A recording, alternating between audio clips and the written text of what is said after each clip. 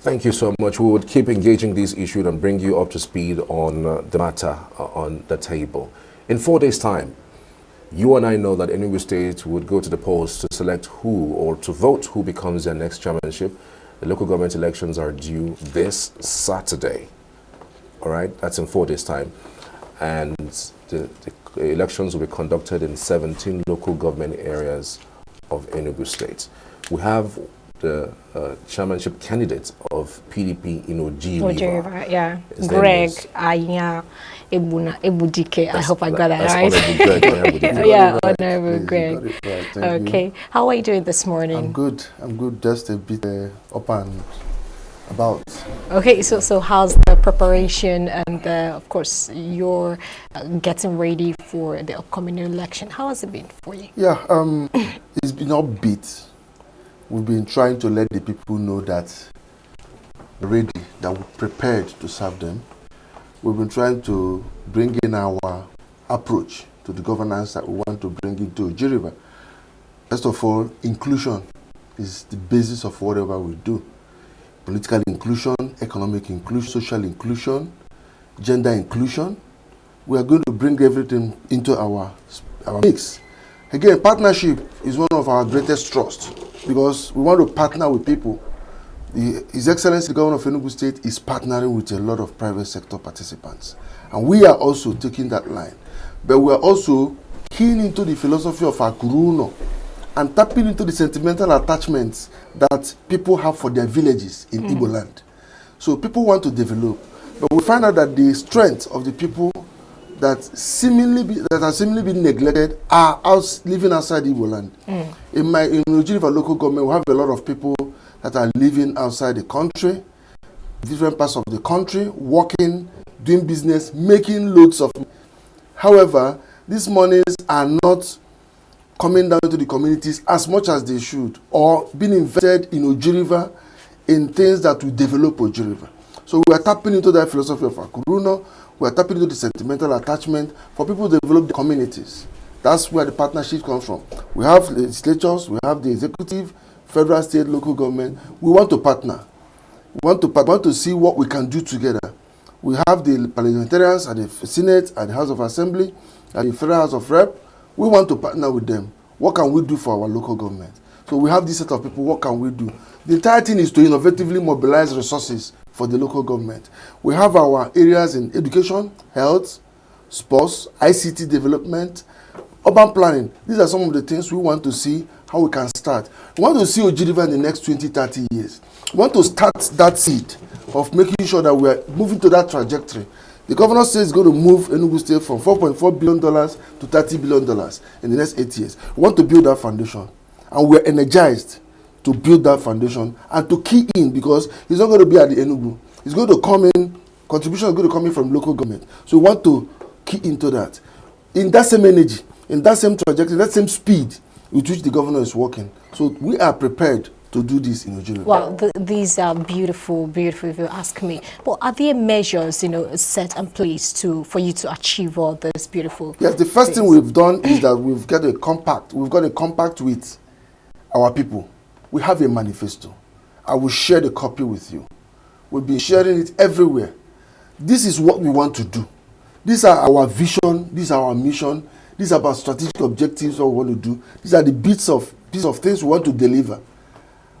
So everything is all around what I've mentioned: partnership, inclusion, tapping into the Akuruno philosophy and the rest. So everything is there in the manifesto, and I'm going to share with you. Thank you. All right. So I didn't hear you talk about agriculture, because Orji River has a very large expanse of land that is into a huge expanse of production of food crops. In the time and days where we have issues with our production of food, prices of food, food crops going up, I don't know what your plans are for agriculture specifically. Orji River is blessed in agriculture. Not just that we have vast land. If you look at Orji River from the space, you will see like snake-like patches around Orji River. These are waters moving, webbing around the landmass in Orji River. So we have that advantage. And what we want to do in agriculture is that we don't want to say we're going to plant. No. We want a situation whereby in the next 2-3 years, If you want to get tomatoes in Enugu State, you talk about Orji River. We're talking about making Orji River a destination, not a bus stop. Orji River is a strong town that's been there over the years, created in 1976. So we want to see a situation where Orji River becomes an agri destination in Enugu State. If you want corn all year round, we want you to come to Orji River. If you want tomatoes all year round, we want you to come to Orji River. If you want pineapple all year round, we want you to come to Orji River. These are the foundations we are laying. And these are the things we are going to do. So we are outcome based. We are not in terms of we have planted. No. We know that planting has a value chain. Agric has a value chain. But the planting, the inputs, they have the processing, the harvesting, the storage, the marketing, all of those, making sure that our people who are farmers are integrated into the process and they are seeing value for their hard work and they are getting money for hard work. Want to put money back into their pockets. There are improved things. We will facilitate access to that. We will facilitate access to implements. Just this week, the governor says tractors will be assembled in Enugu State. So we are keen into that already. The governor says 10 kilometers of road for every ward. We are keen into that already. The asphalt plant is there. We are keen into that already. So everything we are doing keys into the government. But again, we have agric comparative advantage. We have good water. Orji River has one of the best water in the world, and we're going to utilize that. So these are some of the things that we do. It's on record that you are the only candidate that has actually presented manifesto. There was a ceremony some few days ago where you did your manifesto presentation, where you told the people of Orji River what you exactly want to do for them. Okay. Yeah. I'm wondering, what's your qualification? Why do you think you deserve to be the chairman of Orji River? Thank you very much. Maybe I even forgot that you have the manifesto already. I was saying I was going to give to you. So fine and good. I'm a development expert. Okay. I've worked in governance for a very long time. Okay. I've tried to work in areas inside government, outside government. When I worked as the managing director of First Roma, I did my bit there, and I can proudly tell you that yes, we did our bit, and it was acknowledged.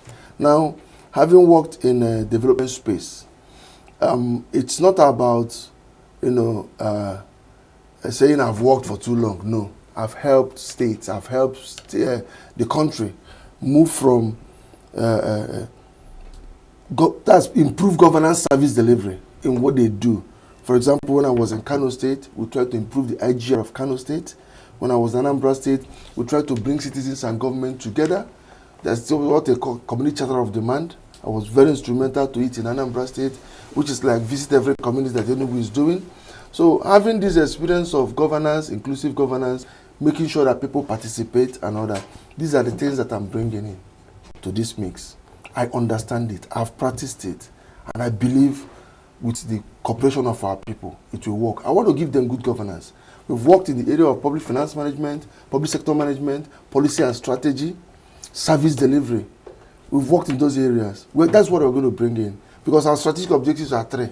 One is partnership, the other one is good governance, and the other one is inclusive economic growth and development. Those are the things we're going to bring in. We already have the potentials. We have the water, the steady power supply, there's positive power supply in Orji River. There is Orji River is known for arts and craft. Orji River has the vast land for water and agri. Orji River has very strong tourism potentials. So these are the things, opportunities that we've identified that will help us to drive these processes. We are facilitated. We make sure that we get everybody involved. Already, the results are coming in. People are beginning to come in to say, I want to partner with you. I heard your call for partnership, I want to partner with you. People are bringing in schools. People are bringing in amenities. People are bringing in their ideas. Orji River has natural resources, but the biggest resources we have is human resources. And that is what we have come to work with in Orji River. Interesting. Speaking of human capital development, so many persons in Enugu are a bit apprehensive when we come to governments in Enugu State, especially as it concerns tax. You mentioned inclusive governance for people of Orji River when you take over office. I'm wondering what type of inclusive governance are you looking at, given that now, as it stands, most people are overtaxed, claiming that they're overtaxed, and I'm wondering, are you going to follow the same trajectory as the government in terms of, improving tax, bringing people into the tax net in Orji River, and what are the immediate advantages of having you as a chairman in, say, for the first 6 months? Okay, good. Thank you very much. The tax issue, I know today that e-ticketing system is prevalent in Enugu State at the moment.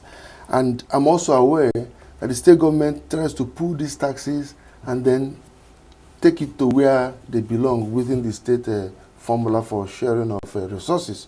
However, we also know, I'm also aware that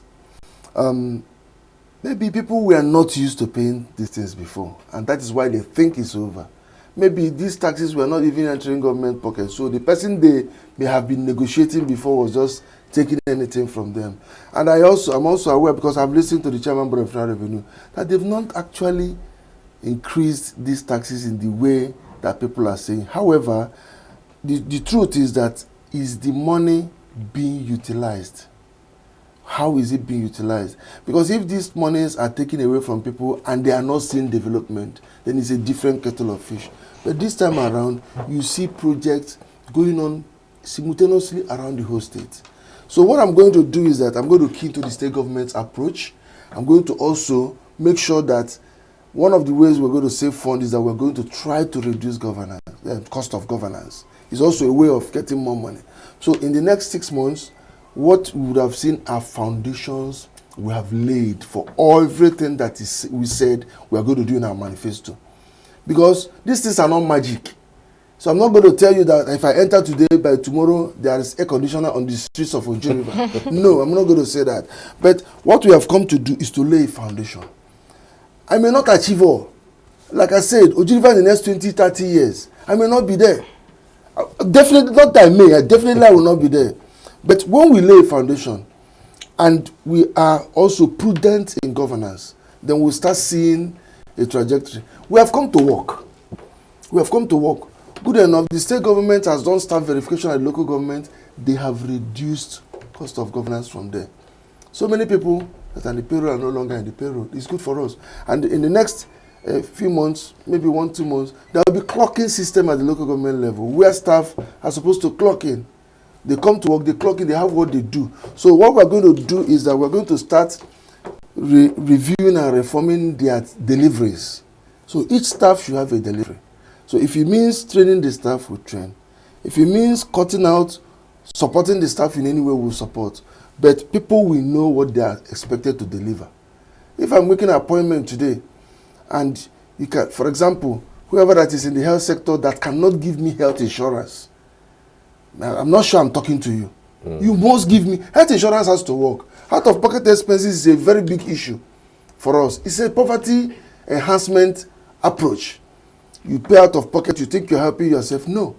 So if health insurance is not working, or you're not going to deliver health insurance to me, I'm not talking to you. If you're not going to deliver tomatoes to me or pineapple to me, I'm not talking to you. So that's some of the things you're going to see in the next few months. I'm going to assemble a team that's going to work very well, because that's where it starts. Assemble a team, motivate the staff, incentivize them, then they will work. If there are things that they need to do or they want me to do for them, I will do. But so that these are some of the things. So we are laying foundation for Orji River to move, to boost into where they want to be in the next 20, 30 years. Wow, wow. Honorable Greg, we've seen that you're a grassroots politician, and looking at the campaigns, they have been peaceful, but apart from the rigorous campaigns, are there other things that you're putting in place, to make sure that you win the endearing people of Orji River to, love you more and, of course, vote for you? Yes, first of all, my manifesto is there. It's not been done before. And we are saying we are serious. We come to work. Hold us accountable for this. I know this particular thing has made a lot of people get in there to us. Because I'm not saying about myself, because I have a running mate, I have a team I'm working with. So it gets them to PDP. Then the second one is that from the phone calls I'm getting, from testimonies I'm getting, they are believing in us the more. Because we are telling them what is realistic. We are telling them what they see that, look, it's not about empty promises. You understand? Then secondly also, because of my person, They all know me. They all know what I stand for. I've been in the community over the years. So that is also convincing people. But beyond that, we are going to everybody. Leave nobody behind. Nothing about you without you. On Sunday, I was with the blind and the deaf people in Orji River. Very strong population, very large population. And what I'm telling them is, let's work together. I'm seeking partnership from anywhere, irrespective of their party. Once you are from Orji River, once you are resident in Orji River, irrespective of your party, and the response I'm getting is very, very massive. The other parties are dropping their flags in droves, coming to me to say, please, we want to work with you. We have seen you, we have assessed you on our own, and we are coming out to work with you. So these are the things we are seeing now, and these are some of even the burdens that I'm having. Because these people cannot trust you and you fail them. We must succeed. Success is not an option for us, it's a must. And we must succeed. So I am calling on the others that are still believing that, okay, one thing or the other is making them not to believe. Look, having worked with government, worked with international agencies, worked with local agencies, even participated in community development. In my community, I participate strongly. We are putting in development. For example, I led the establishment of electricity in a school, put fans, secure a place, put computer in that school. We've done it in 2 schools in my community. And I'm part of the leaders that did that. And beyond that, we are contributing strongly to move our community forward. I'm part of it, not just in my community, in my clan. Not just in my clan, in my local government. And people are saying it. And they are saying, we want you. My calls are beginning to increase, especially from the other side of parties. My calls are beginning to increase. They are saying, let's go with you. Right. Let's go with PDP. Let's take a little snippet from the manifesto presentation that you did a few days ago. Yes, we'll be right back after the words. Stay with us. Which means our water is hydrated. We want to make sure that no one I start today. I see they go to tomato. I see which Orji.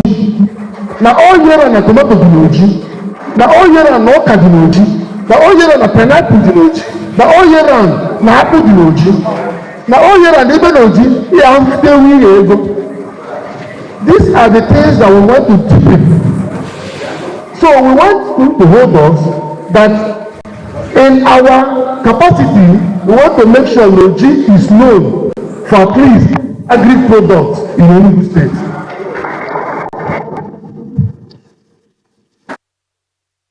Is there so we can do it.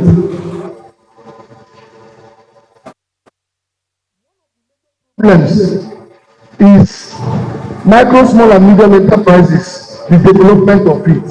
And we want to see how we can develop it. There are so many opportunities. Do you know that the resources of people living outside of this, a lot of opportunity for micro, small and medium enterprises to be empowered? We want a situation where we will train them, we will facilitate linkages around nation with them. In my experience, in my training, I know a lot of them, both within the country and outside the country, and I'm going to bring that energy into Orji River.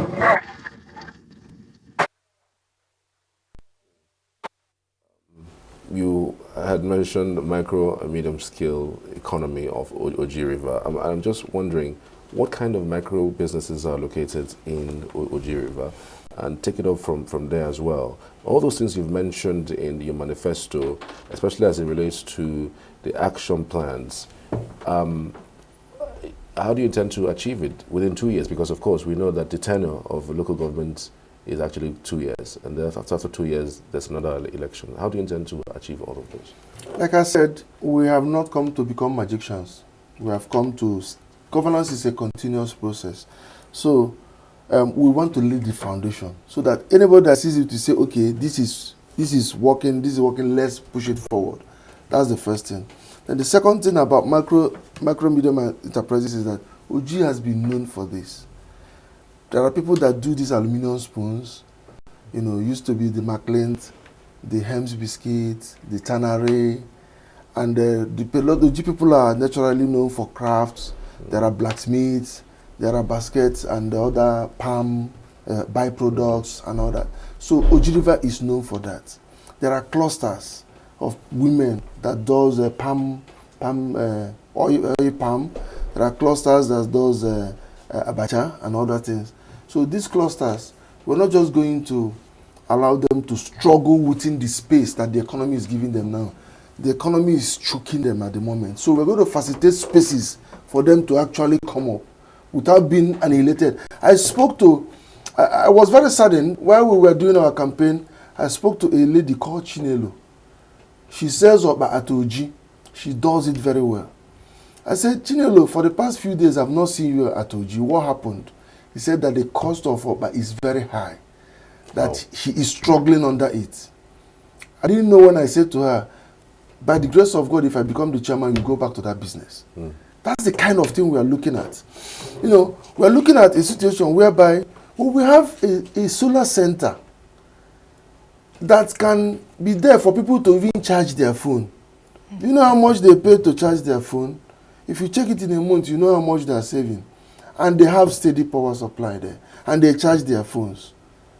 That alone is something that helps them. One of the things also we said is that there are some SMEs that may not require heavy-duty electricity.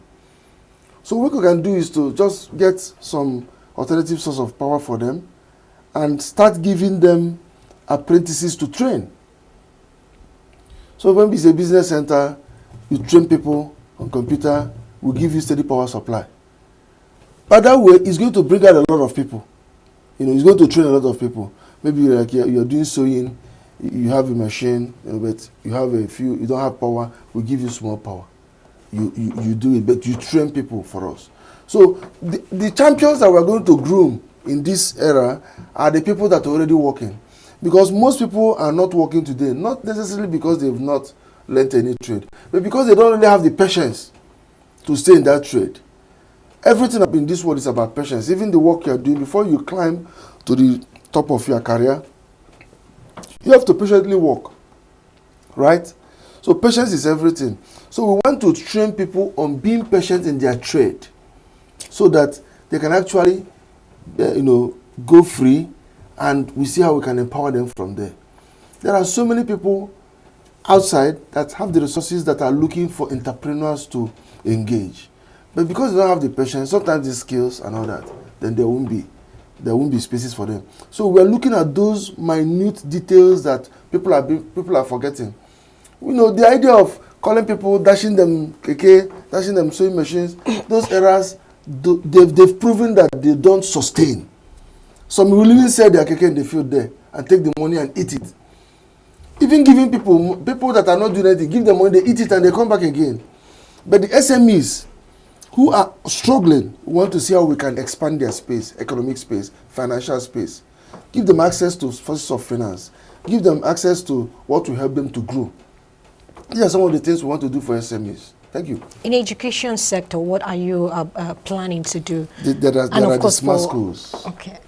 Sorry, you didn't finish your question. Yes, continue, sir. There are the smart schools. The state government, in the next 5 years, children that are entering primary school will not know anything about a line of building called schools. What they will see is smart school. That is an entirely generational psych change that we are seeing today. So the government is going to key to it. In Orji River, we're having 20 smart schools. And by extension, 20 type 2 health centers. So these health centers and the smart schools will partner with government to make sure that they are functional. We will facilitate training for the teachers. Because I've just heard that 2 buses will be kept for them. If there's a way to mobilize resources to get the 3rd bus, so that buses will carry children to school and back, that will be fine. So these are some of the things that we do in education. The teachers need to be retrained, especially around SDGs. We have the capacity to do that, to facilitate those trainings. The school environment, the motivation will be there. People should really come back. Most of these people that we are even going to tap into their resources went to school in the villages. So we're going to call them to alumni associations. We're going to call them back to their schools and say, what can we do together? We plan together, we execute together, we sustain together, and we enjoy all those things together. That's what we want to do. Are there plans for scholarship programs? Of for course, people of- many communities are giving many scholarships. So what we're going to do as a government is to create an enabling environment for standards. Not just for public schools, or even private schools, because private schools are beginning to spring up in communities, in the villages. Private schools are no longer just in town. So we're going to create standards. We're going to create that enabling environment. We're going to partner with them to make sure, because if you look at primary school service delivery value chain, you will see that from federal government, it trickles down to the communities. Then you start having donor partners, you start having individuals, you start having PTA. Those are key critical stakeholders that we want to get involved better than they were involved before. We want to get them actively involved, because these are even the people that promote sustainability in the schools. They promote sustainability in the schools. They help to monitor the schools. We're going to bring in something we call integrated supportive supervision. We're going to train them on supervision. You know, when you don't know the indices to supervise a school and you go there, you are simply a tourist. When you don't know the indices to supervise a project, the specifications of that project, you're a tourist. So we're going to make sure that we train the communities, the traditional rulers, the PGs, and the community members. We train them on the real indices so that they know what their eyes are going to see. They know what they are looking for. We call it integrated supportive supervision. That is to help to supervise, and it's a bit less costly. You wake up in the morning, you stretch yourself, you walk down to where you are doing it. Instead of getting a vehicle that will move you from town into the village and you go back again, your day is spent, the vehicle is fueled and everything. You get people involved. You use technology so that when they get these things, they can snap, they can send to you, they can use their phones, and they do it. It becomes less expensive. Right. These are some of the things we are bringing in. Well, on a final note, how about security? Very recently, we heard about the kidnap of some students at the School of Health Technology at Orji River. I understand that you were even in the middle of the whole situation because it's actually dovetailed into something chaotic with Ihe Gazier being arrested by the police. I think I met you at the police station. Yeah, sure, you met me at the police station, yeah. So what's the plan for a security situation for Orji River? Thank you very much. You know, I am not a constituted authority at the moment, so some of the things I do on an individual basis. Yes, I'm happy that I took part in making sure that the guy is released, and that I did not just do that. I took part in a town hall meeting the state government organized for the school. I was there. Dr. Jaye from the state government came with the SPA political and some other, all the security agencies in the school. And I'm very happy with the measures they've been taking. I've been following up on their progress. They now monitor the school. The state government put up a bulldozer that is actually clearing the vicinity of the school. There are things that has been said that will be done. So there's an action plan to take care of security, at least in the School of Health. But generally, in Orji River, there's an action plan there. Security is not something you say open, but I can assure you that by the grace of God, we will be on top of this if we are given the mandate to lead Orji River. We'll be on top of this. Yep. All right.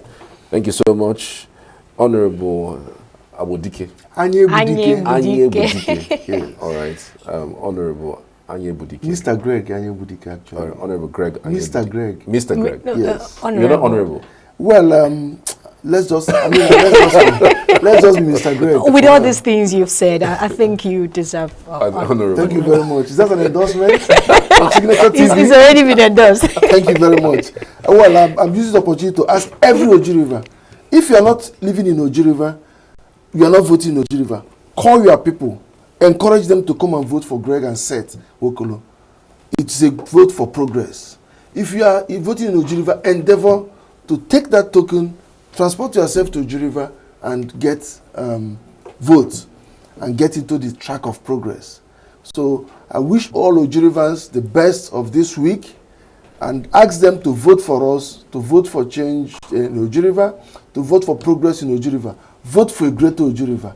It is all about Orji River. It's not about Greg. It's not about Seth. It's not about individuals. It is about our collective Orji River. Orji River shall be stronger. Orji River shall be stronger. Indeed. Thank you very much for honoring this. And of course, that's all we can take for today's interview on the particular segment. We'll be moving ahead to another segment. Just stay with us. solid foundation for Orji in the next 20 to 30 years. So that another person will follow up the same process so that we can build. That is what is happening in Lagos today. They set up a master plan in 1999. They are building upon it, and Lagos is a center of excellence. So why don't we start a process of making Orji a center of excellence in the Enugu State? So we will do that. Because when we you in your private space, please know that we are ready to work with you and please cooperate with us. Then, if you're going to do governance, and security is an issue, but we make sure that we work with relevant security agencies. There are places still every issue in Nigeria. So one of the things that we're going to promote is inclusion. The inclusion of social justice is one of the things that drop security challenges in anywhere. We will call it. There is something for everybody to do, and we'll make sure that it is done. But while doing that, we are also knowing that not all the time is easy. There were risks, there were challenges. For example, somebody that had a business in Orji, somebody that had a business in Orji,